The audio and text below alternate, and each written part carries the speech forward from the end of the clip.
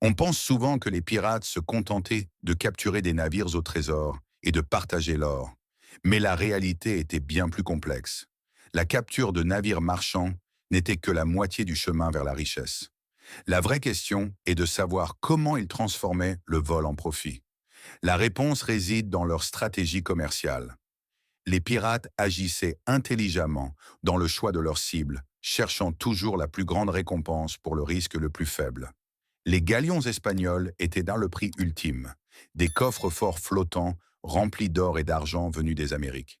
Malgré leur richesse, ces navires étaient souvent lents et mal défendus, ce qui en faisait des cibles idéales. Une seule prise chanceuse pouvait subvenir aux besoins d'un équipage pirate pendant des mois, voire des années. Des pillages légendaires comprenaient des navires transportant plus de 40 000 doublons d'or, assez pour que chaque membre d'équipage devienne riche. Comme les navires au trésor étaient rares, les navires marchands sont devenus le gagne-pain quotidien des opérations pirates. Ces navires transportaient tout, des provisions de base aux produits de luxe, entre les colonies et l'Europe. Ce qui en faisait des cibles parfaites était leur équipage, généralement plus réduit, moins d'armes et des capitaines plus soucieux de protéger leur cargaison que de se battre jusqu'à la mort. Pour les pirates, attaquer des navires marchands revenait à commander un menu économique du crime. Relativement sûr, satisfaisant et souvent accompagné d'un bonus sous forme de carte marine utile, les villes côtières n'étaient pas non plus à l'abri. Les pirates attaquaient des colonies dans les Caraïbes et sur les côtes américaines lorsque le butin en mer se faisait rare. Ces raids étaient rapides, brutaux et efficaces.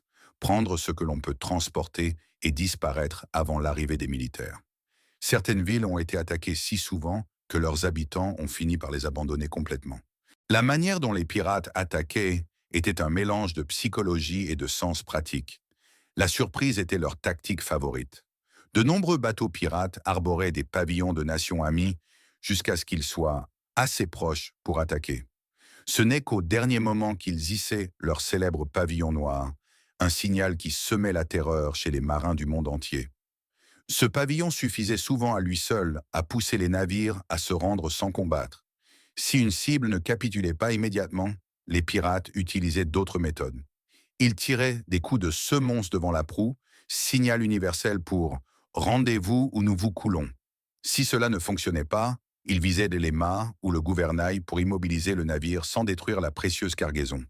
Les livres d'histoire oublient souvent de mentionner qu'environ 70% des navires se rendaient sans qu'un seul coup de feu ne soit tiré, car les pirates avaient soigneusement travaillé leur terrible réputation. Les récits sur le sort de ceux qui résistaient se propageaient rapidement. Cette gestion de la réputation était calculée. Certains pirates se mettaient des mèches allumées dans la barbe et les cheveux pour apparaître comme des démons dans la fumée lors de l'abordage. D'autres torturaient certains membres d'équipage sous les yeux de tous pour forcer la coopération. Ce n'étaient pas de simples actes de cruauté, mais des décisions commerciales visant à minimiser toute résistance future. C'était la campagne marketing la plus terrifiante au monde, et elle fonctionnait si bien que certains pirates passèrent des mois sans presque avoir à dégainer leur épée. Étonnamment, de nombreux marins remettèrent leur cargaison de plein gré. La vie dans la marine ou la marine marchande était brutale. Bas salaire, mauvaise nourriture et discipline de fer faisèrent de la piraterie une alternative attrayante. Certains équipages se mutinaient, même contre leurs capitaines lors d'attaques pirates pour les rejoindre. Plus d'équipage signifiait plus de capacité pour d'autres captures et plus de profit pour tous. La piraterie avait aussi un côté légal. Lorsque les pays étaient en guerre, ce qui arrivait souvent au XIXe et XVIIIe siècle, les gouvernements délivraient des lettres de marque. Ces capitaines privés étaient des pirates licenciés qui attaquaient les navires ennemis avec l'autorisation de l'État. Beaucoup de pirates célèbres ont commencé comme corsaires et ont simplement continué après la fin de la guerre. C'était l'équivalent historique de l'oubli d'annulation d'un abonnement gratuit. Sauf qu'au lieu de frais de carte de crédit, on risquait la potence. Faire du butin n'était cependant que la moitié de la bataille. Alors que l'on pense à l'or et aux bijoux, la réalité était plus pragmatique. Hollywood nous a convaincus que les navires pirates débordèrent de pièces d'or, mais la plupart des pirates n'ont jamais vu un coffre rempli de doublons de toute leur carrière. Le pirate moyen volait plus souvent un tonneau de farine qu'un lingot d'or. On s'engageait pour l'aventure et on finissait comme un voleur de vivres glorifié avec un chapeau élégant. L'or et l'argent étaient certes le rêve. Un galion espagnol pouvait rapporter plus de richesses qu'une décennie de piraterie normale, mais ces navires étaient rares et lourdement gardés. La plupart des pirates se contentaient d'un butin plus prosaïque mais rentable. Les épices figuraient parmi les marchandises les plus précieuses. La noix de muscade ou la cannelle valaient parfois plus que leur poids en or. Un navire de la Compagnie des Indes orientales pouvait mettre un équipage à l'abri pendant un mois. Le sucre était une autre cible. La demande en Europe était immense.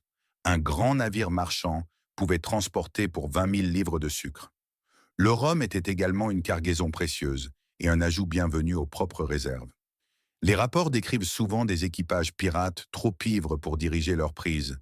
Le seul modèle commercial où le contrôle de qualité pouvait vous amener à naviguer en rond pendant 3 jours ou à mettre le feu à votre propre chapeau. Les tissus comme la soie de Chine, le coton d'Inde et la laine d'Angleterre étaient lucratifs. Un ballot de soie de haute qualité équivaudrait aujourd'hui à environ 5 000 $. Le tabac des colonies américaines était également une source de revenus constante. Les armes et les munitions étaient toujours demandées car elles constituaient à la fois une marchandise et une amélioration de leur propre puissance de combat. Même les fournitures médicales et les instruments chirurgicaux étaient étonnamment précieux pour maintenir l'équipage en vie. Le prix le plus précieux était souvent le navire lui-même, qui était soit vendu, soit transformé pour leur propre flotte. Malheureusement, les navires négriers étaient également attaqués, les captifs étant vendus par soif de profit, un aspect sombre de l'époque. Parfois, les pirates capturaient des biens bizarres comme des milliers de perruques ou des textes religieux, ce qui désespérait souvent les capitaines. On risquait sa vie et on se retrouvait avec une cale pleine de livres de sermons. Après la capture, les pirates étaient confrontés au problème de la vente des marchandises volées. La solution résidait dans une vaste économie souterraine. Des ports amis des pirates comme Nassau aux Bahamas offraient des refuges sûrs. Au début du XVIIIe siècle, Nassau était la capitale de la piraterie, un paradis sans foi ni loi pour plus de 2000 pirates. L'île de la Tortue était un autre centre du marché noir avec des tavernes et des entrepôts pour les biens volés.